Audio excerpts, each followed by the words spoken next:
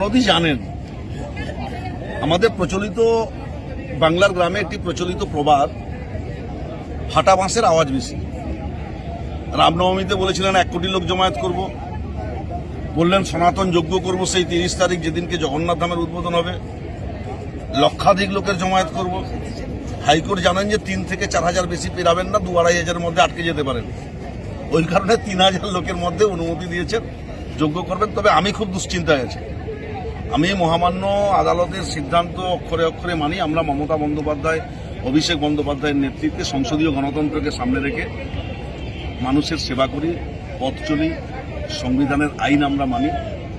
তবে আমি খুব সমস্যা আছি কেন না, গতকাল আমি একটা আমন্ত্রণ জানিয়েছিলাম বাংলার বিধানসভার বিরোধী দল নেতা শুভেন্দু অধিকারীকে, যে আপনি আসুন জগন্নাথ দ্বারের যেদিনকে দ্বার উদ্ঘাটন হবে তার মূল ফটকের সামনে দাঁড়িয়ে ছবি তুলুন। তার কারণ তিনি বলেছিলেন যে আমি সনাতন হিন্দু ধর্ম বাদে যদি অন্য কোনো ধর্মের মানুষ ওখানে যান, আমি সেই ছবি তুলে সোশ্যাল মিডিয়াতে ভাইরাল করব। সাবধান যাদেরকে আমন্ত্রণ জানিয়েছেন।